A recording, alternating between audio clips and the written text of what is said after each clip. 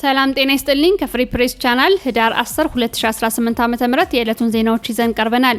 በዜናዎቻችን በስፋት የምንመለከተው ቢቢሲ በአማራ ክልል ጦርነት የተፈጸመውን ያስገድዶ መድፈር የቃኘበትን ዘገባ ይሆናል። ሌሎችንም መረጃዎች ይዘናል። አብራችሁን ቆዩ። ቢቢሲ አማርኛ በአማራ ክልል የተከሰተው ጦርነት የሴቶችን ህይወት አበላሽቷል ሲል ዘግቧል። በመከላከያ ሰራዊት የተፈጸሙ አስገድዶ መድፈሮችን በተመለከተ ዝርዝር መረጃ ሰጥቷል። የቢቢሲ ዘገባ እንደሚከተለው ይቀርባል። እናት እሁድ ጠዋት ወታደሮች ወደ ቤቷ ሲመጡ ከ8 ዓመት የእህቷ ልጅ ጋር እንደነበረች ትናገራለች። የኢትዮጵያ መከላከያ ሰራዊት ታህሳስ 27 2017 ዓ.ም በአማራ ክልል እየበረታ የመጣውን የፋኑ ታጣቂዎች አመጽ ለመከላከል ከሚወስደው እርምጃ ጋር በተያያዘ የቤት ለቤት ፍተሻ እያደረገ ነበር።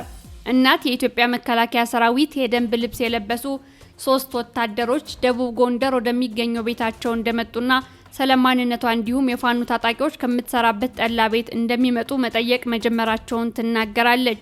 የ21 ዓመቷ እናት የፋኑ ታጣቂዎች እንደሚመጡ ማረጋገጧን ትገልጻለች። እንዴት ብለን እናሻለን፣ እንዴት ብለን እንክዳለን ስትልም ለቢቢሲ ተናግራለች።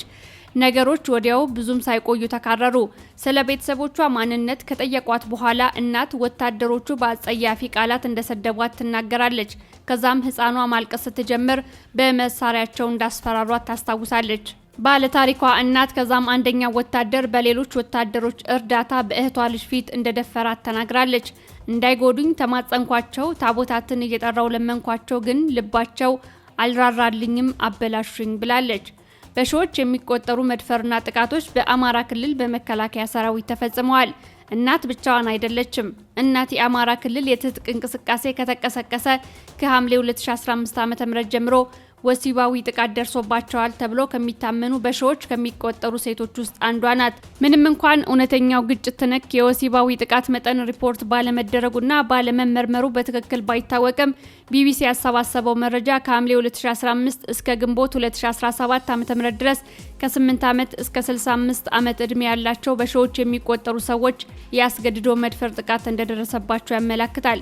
ገለልተኛ መገናኛ ብዙሃን በክልሉ ያለውን ግጭት ለመዘገብ በተጣለባቸው ክልከላና ገደብ ምክንያት ወደ ክልሉ መግባት ባይችሉም የቢቢሲ የናይሮቢ ጋዜጠኞች ቡድን ያስገድዶ መድፈር ጥቃት ተጎጂዎችንና የጤና ባለሙያዎችን በማነጋገር ቀውሱ በሰብአዊነት ላይ እያሳረፈ ያለውን ጠባሳ የሚመለከት መረጃ አግኝቷል። እናት የጥቃቱ ሰለባ ከመሆኗ በፊት በቤተሰቧ ውስጥ እንዳሉ ሌሎች ሴቶች ሁሉ በኦርቶዶክስ ሃይማኖት አስተምሮ መሰረት በተክሊል የማግባት እቅድ ነበራት። ከዚያች ቀን በፊት ወንድ አላውቅም ነበር ትላለች። አበላሽተውኝ ሄዱ፣ ቢገርሉኝ ይሻለኝ ነበር ስትልም ለቢቢሲ ተናግራለች። ሌላኛዋ ተጎጂ በምዕራብ ጎጃም ነዋሪ የሆነችው ትዕግስት ናት። የ18 ዓመቷ ትዕግስት የምዕራብ ጎጃም ነዋሪ ስትሆን የመድፈር ጥቃቱ ከመፈጸሙ በፊት በቤተሰቦቿ ሻይ ቤት ትሰራ ነበር። ጥር 2016 ዓ.ም ሻይ ቡና ለማለት የሚመጣ ወታደር ተደጋጋሚ ጉንተላ ሲያደርስባት ስነ ስርዓት ያዝ በሚል የሰጠችው ምላሽ ለደረሰባት ጥቃት ዋነኛ ምክንያት እንደሆነ ታምናለች። ቆይ አሳይሻለሁ ብሎ ዝቶብኝ ወጣ። ምሽት አካባቢ ከስራ ወደ ቤት ስትመለስ ትዕግስት ቀን ላይ የጎንተላትን ጨምሮ 3 ወታደሮች መንገድ ላይ አድፍጠው እንደጠበቋትና መንገድ ዳር በደቦ እንደደፈሯት ተናግራለች። ቤተሰቦቼ ስቆይባቸው እኔኑ ፍለጋ ሲወጡ መንገድ ዳር ወድቄ አገኙኝ ስትል ታስታውሳለች። ትዕግስት አፋፍሰው ወደ ጤና ጣቢያ ወሰዱኝ። ከዛም 5 ቀን ቆየው። ጥቃቱ ከተፈጸመባት ጊዜ አንስቶ ትዕግስት በሰዎችና በውጭ ዓለም ፍርሃት ተሸብባ ከቤቷ መውጣት እንደማትችል ተናግራለች። ፍርሃት ስላደረብኝ ስራውንም ተውኩት። ወታደሮችን ሳይ በጣም እፈራለሁ።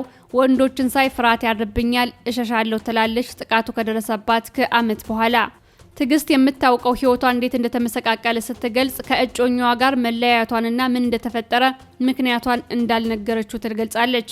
በተስፋ መቁረጥ ስሜት የተዋጠችው ትዕግስት ራሷን ለማጥፋት ብትሞክርም ቤተሰቦቿ በጊዜ ደርሰው አትርፏታል።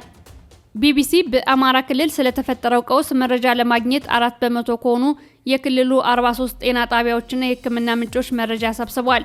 በእነዚህ ተቋማት ከሐምሌ 18 2018 ዓ.ም እስከ ግንቦት 2017 ዓ.ም ድረስ 2697 ሰዎች የአስገድዶ መድፈር ጥቃት እንደደረሰባቸው ሪፖርት አድርገዋል።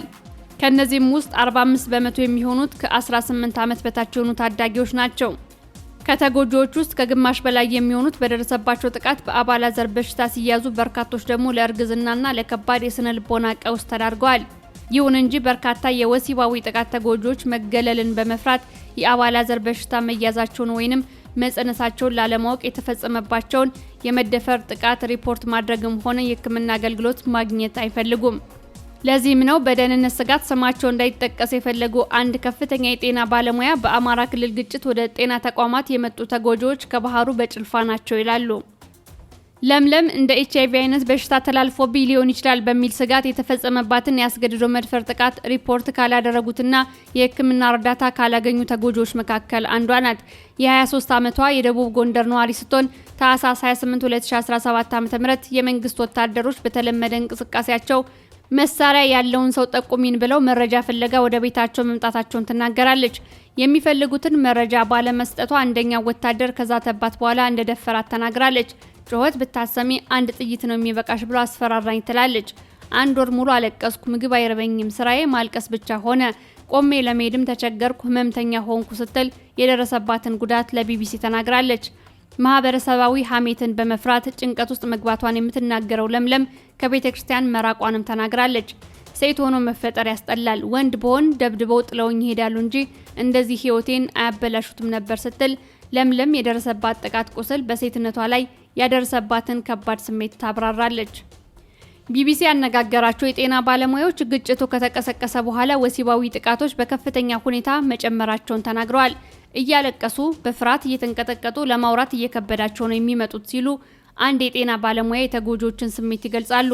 ሆኖም ወደ ጤና ተቋማት የሚመጡ ተጎጂዎች የአጥቂዎቻቸውን ማንነት ለመናገር እንደሚያመነቱና ፍትህን ፈልገው እንደማይመጡ ባለሙያዎች አመልክተዋል። ይህም በከፊል በግጭቱ ምክንያት ህግና ስርዓት በመስተጓጎሉ ነው። ለዚህ ዘገባ ሲባል ሰላም እየተባለች የምትጠራው የ18 ዓመት ወጣት ይህ ክፍተት ለሁለተኛ ጊዜ ጥቃት ሰለባ ያደረጋት ተጎጂ ናት። ሰላም እንደ ሌሎች ወጣቶች ራሷንና ቤተሰቦቿን ለማስተዳደር እንጀራ ፍለጋ ወደ ከተማ ሄደች። የኮሌጅ ትምህርት ብትማርም በሰሜን ወሎ በሚገኝ አንድ ከተማ የቀን ስራ ፍለጋ በወጣችበት ሰኔ 2017 ዓ.ም ስራ እንቅጠርሽ ብለው በወሰዷት 2 ሲቪል ወንዶች በቡድን ተደፍራለች። ከቤት እንኳን አትወጣም የሚሉት ሐኪሟ መረጋጋት የላትም፣ የሚረዳት ሰውም የለም ሲሉ የደረሰባትን ጉዳት ይናገራሉ። ይህም ሰላም ምን ያክል የአእምሮ ቁስለት እንደደረሰባትና ብቸኝነት ውስጥ እንዳለች አጉልቶ ያሳያል። ምንም እንኳን ሰላም ጥቃቱን ለፖሊስ ሪፖርት ብታደርግም ከወራት በኋላም ቢሆን ተጠርጣሪዎቹ አልተያዙም። ፋይሉም ምን ደረጃ ላይ እንዳለ አይታወቅም። ከዚህ በፊት ከተማ ላይ የሚታየው ኬዝ ውስን ነበር፣ ለህግ በአስቸኳይ ነበር የሚቀርበው። አሁን ተጎጂዎች ድጋፍ አያገኙም። ያለው ሁኔታ ነው አሁን ክፍተቱን እየፈጠረው ያለው ሲሉ የጤና ባለሙያው የግጭቱን ዙሪያ መለስ ፋይዳ ይገልጻሉ። ቢቢሲ ያነጋገራቸው የጤና ባለሙያዎች ለህክምና ወደ ጤና ተቋማት የሚመጡ ተጎጂዎች በእርግዝና ፍርሃት ምክንያት መሆኑን ተናግረዋል። ሌሎች ደግሞ ጥቃቱ ከደረሰባቸው በኋላ ዘግይተው ወደ ጤና ተቋማት የመምጣት አዝማሚያ ያላቸው ሲሆን ኤችአይቪን ጨምሮ የአባላዘር በሽታዎች መከላከያ በማይሰሩበት ወቅት ይደርሳሉ። በተለይም የጎጃም አካባቢዎች ዘግይተው ወደ ህክምና ተቋም የመምጣት አዝማሚያ ከፍተኛ ሲሆን አብዛኞቹ ተጎጂዎች አፋጣኝ የእርግዝና መከላከያ እንዲሁም የኤችአይቪ ቅድመ መከላከል አይወስዱም ብለዋል። የመንግስታቱ ድርጅት ከፍተኛ የሰብአዊ መብቶች ኮሚሽን ቢሮ ሰኔ 2016 ዓ.ም ይፋ ባደረገው ሪፖርቱ በመንግስት ኃይሎችና በፋኖ ታጣቂዎች መካከል እየተካሄደ ባለው ግጭት ህጻናት ላይ ጨምሮ ወሲባዊ ጥቃቶች የተፈጸሙት በመከላከያ ሰራዊት ነው ብሏል። ቢቢሲ የኢትዮጵያ መከላከያ ሰራዊት ለቀረቡበት ክሶችና ወቀሳዎች ምላሽ እንዲሰጥ የጠየቀ ሲሆን ከወራት መጠበቅ በኋላ ምላሽ አላገኘውም ብሏል። አቶ አስራት ስማረ ለቢቢሲ ተዋጊዎቻቸው የአስገድዶ መድፈር ጥቃቶች ስለመፈጸማቸው እውቅና እንደሌላቸውና የቀረበባቸው ክስም እንደሌለ ተናግረዋል። ምክትል ሰብሳቢው አክለውም ወሲባዊ ጥቃት የፈጸመ ተዋጊ ያለ ርህራሄ እስከ ሞት የሚያደርስ ቅጣት የሚጥል ህግ እንዳላቸው ገልጸዋል። ቢቢሲ መንግስት የተፈቀደና በባህር ዳር ዩኒቨርሲቲ የሚመራ ቡድን ከግጭቱ ጋር ተያይዞ በሴቶች ላይ የደረሰውን ወሲባዊ ጥቃት እያጠና እንደሆነና የግኝት ውጤትም በሚቀጥሉት ወራት ይፋ እንደሚሆን ማወቅ ችሏል። ዘገባውን ያጠናቀረው ቢቢሲ ነው። ሌሎች አጫጭር መረጃዎችን እናካፍላችሁ። የአማራ ፋኖ ብሔራዊ ኃይል ምስራቅ አማራ ቀጠና ሚኒሊክ እዝ የመቄት ወረዳ ጊዜያዊ ህዝብ አስተዳደር ህዝባዊ ውይይት መድረኮችን አድርጓል። የአማራ ህዝብ የገጠመውን ሁለንተናዊ የህልውና አደጋ ለመቀልበስ በሚደረገው የፖለቲካ ትጥቅ ትግል የህዝቡ ድርሻ ምን መሆን አለበት በሚለው ምክክር ተደርጓል።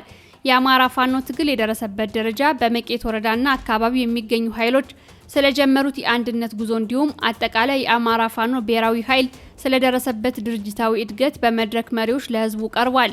ህዝቡም በቀረበው ሀሳብ እጅግ ደስተኛ መሆኑን ገልጾ መሆን ያለባቸውን ምክረ አዘል ሀሳቦች ለመድረክ መሪዎች ሰጥቷል።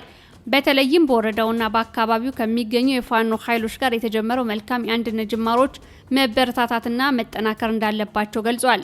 የመቄት ወረዳ ጊዜያዊ ህዝብ አስተዳደር ዋና አስተዳዳሪ መምህር በሪው እንደምሌ በበኩሉ አንድነቱን ከባለድርሻ አካላት ጋር እየተወያየንና እየመከርን ወደፊት እንጓዛለን ሲል ገልጿል።